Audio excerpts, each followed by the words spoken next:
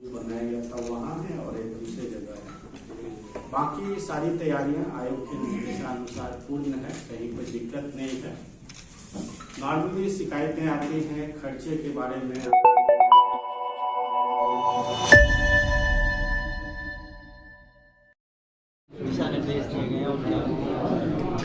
आज आपने देखा कि chief election commissioner of India महोदय ने आगे आने वाले लोकसभा चुनाव के बारे में अनाउंसमेंट किया और उसके साथ जनपद बरेली में आगे आने वाले चुनाव की समय सारणी तय हो गई है। जनपद बरेली में 3 लोकसभा क्षेत्र आते हैं। बरेली लोकसभा क्षेत्र पूर्ण रूप से आता है और आमला और पीलीभीत लोकसभा क्षेत्र आंशिक रूप से आता है। पीलीभीत लोकसभा क्षेत्र का बहेरी विधानसभा क्षेत्र, उसमें 20 मार्च से नॉमिनेशन चालू होगा और 19 अप्रैल को वोटिंग होगी। जो हमारा बरेली और आमला लोकसभा क्षेत्र है उसमें 12 अप्रैल से नामांकन चालू होगा और 7 मई को वोटिंग होगी और 4 जून को काउंटिंग की कार्रवाई की जाएगी। भारत निर्वाचन आयोग के दिशा निर्देशानुसार अब तक जो भी एक्सपेक्टेड तैयारियां हैं सारी पूरी हो गई हैं। आज हम लोगों ने पॉलिटिकल पार्टी के प्रतिनिधि के साथ भी यहाँ मीटिंग कर ली है। आगे नामांकन संबंधी और अन्य जो व्यवस्थाएं हैं लगभग पूरी हैं।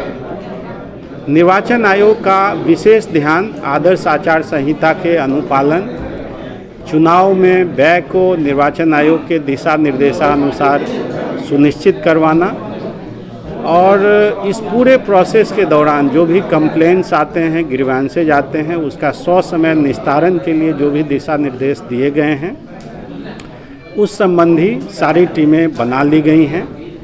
हम लोग रेडी हैं आदर्श आचार संहिता का अनुपालन कराते हुए निष्पक्ष शांतिपूर्ण चुनाव करवाने के लिए।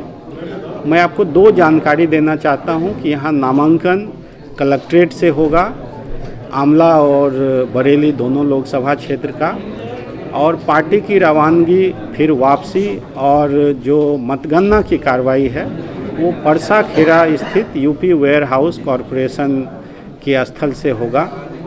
बाकी सारी तैयारियां लगभग पूरी हैं। आगे भी हम लोग इंटरेक्ट करेंगे। एज ए डीईओ मैं आपको यही भरोसा दिलाते हुए लोगों से अपील करता हूं कि हम निष्पक्ष शांतिपूर्ण ढंग से चुनाव करवाएंगे और वोटर से ये अपील करता हूं कि 100% संख्या में अपने अपने बूथ पर आकर अपने मताधिकार का प्रयोग करें। कैसे काम करेगा और मतदाता जागरूकता के लिए गार्बेज मैनेजमेंट व्हीकल का जो यूज करेंगे? देखिए, जो माई बूथ ऐप की आपने बात कही तो वो विशेषकर शहरी क्षेत्र में ऐसा देखा गया है कि जनपद में 9 विधानसभा क्षेत्र में से 2 विधानसभा क्षेत्र में वोटर टर्नआउट डिस्ट्रिक्ट एवरेज से 10% बिलो है। जो बरेली शहर है और बरेली कैंट है उसमें डिस्ट्रिक्ट एवरेज जो कि अराउंड 61% है, उसे 10% बिलो अराउंड 51% है। तो इस अर्बन एपैथी के कारण ऐसा होता है क्योंकि लोग बूथ पे आके लंबे समय तक इंतज़ार नहीं करना चाहते हैं। तो उनके लिए हम लोगों ने माई ऐप नाम से सुविधा डेवलप की है जिसमें कि लोग ऐप को डाउनलोड करके सिर्फ अपना विधानसभा चुनेंगे और बूथ चुनेंगे तो उनको चुनाव के दिन दिख जाएगा कि उस समय बूथ पे कितने लोग खड़े हैं। तो अगर ज़्यादा लोग खड़े हैं तो बाद में आ जाएंगे। और वो कैसे काम करेगा तो उस सिंपल सा ऐप को सारी बीएलओ भी डाउनलोड करेंगी और बीएलओ जब उसमें क्लिक करेंगी तो बीएलओ का जो बूथ है वहीं ले जाएगा और उस बूथ पे सामने कितने लोग खड़े हैं फटाफट गिन के उनको डाल देना है। टाइमिंग ऐप मोबाइल का टाइमिंग ले लेगा। बहुत ही सिंपल ऐप है और हमें लगता है कि जो लोगों को दिक्कतें होती थी कि कतार में नहीं खड़ा रहना है उसका ये अच्छा समाधान है। अवेयरनेस के लिए निर्वाचन आयोग के दिशा निर्देशानुसार अब तक स्वीप के जितने भी एक्टिविटीज़ हैं वो किए गए हैं। एक विशेष एक्टिविटी हमने ये किया है कि कोई अच्छे 2 सिंगर से जो मतदान अपील का गाना रिकॉर्ड करवा के उसको हम लाउड स्पीकर के माध्यम से जनपद के कोने कोने में बजाएंगे ताकि जनपद के सुदूर कोने में भी लोगों को पता रहे कि चुनाव किस दिन होना है, और उस दिन चूँकि छुट्टी का दिन रहता है तो वो उस दिन अपने नियरेस्ट बूथ में जाकर अपने मताधिकार का उपयोग करें।